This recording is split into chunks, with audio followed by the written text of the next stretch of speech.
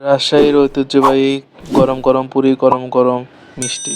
আসসালামু আলাইকুম। রাজশাহী আছে, রাজশাহীর ভাইরাল রানা ভাইয়ের দোকানে মিষ্টি আর পুরি খাবো না এরকম কথা। একদম গরম গরম পুরি আর সাথে সাথে মিষ্টি গরম গরম একদম যা টাটকা বানাতেছে, এক মোড়ার থেকে আর এক মোড়াতে সেল হতেছে। এত মানুষের বিল দাঁড়া বলছিলাম, দাঁড়া থেকে থেকে দেন পুরিগুলো কত সুন্দর ছেড়ে দিতেছে, এক মোড়া থেকে ফুলে ফুলে উঠতেছে টাস টসা।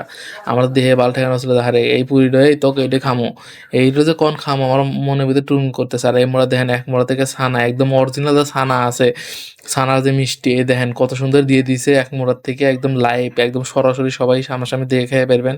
এদের এক মোড়া আমাদের বেরিতেছে আর আমি এই মোড়া অপেক্ষা করতেছি কখন যে আসবো আর কখন যে খামো। আমার তেল্লা বাল ঠেকানো ছিল না। এর মধ্যে এই যে হামনে দিয়েছে কি মিষ্টি আর পুরি, একবার দূরে গরম একশো একশো, একদম আশ্চর্য হয়ে গেলাম যে কি করে খামো এখন। এই দেন কত সুন্দর দিছে, আমি সিরছি দেন কত সুন্দর দোয়া বাড়াইতেছে। আমার তো দেহেই তো মাথা হেড হয়ে গেছে যে কি কখন খামো, মুখের মধ্যে আমার তো দেখেন বিশ্বাস করেন এমন ব্লাস্টটা হইলো। আমার তো আল্লাহ বাল ঠেকানো ছিল না, এক মুহূর্তে চামচ দিয়ে খাওয়া শুরু করে দিলাম আর এক মুহূর্তে টানতে টানতে ছিঁড়ে এই এত হয়ে স্টাইল হয়ে খাওয়ার কোনো সময় নেই কে। ধ্যানা ধ্যান খাওয়া শুরু করবো আমরা, সিরাজগঞ্জে বললাম মানে একশো একশো খাওয়া হবো, একদম আশ্চর্য রকমের খাওয়া দাওয়া একদম বিশেষ করেন। এত সুন্দর স্বাদ নেওয়া ছিল, এই জন্য তো কই রান্না বাইরে এই দোকানে এত ভিড় কি হ্যাঁ।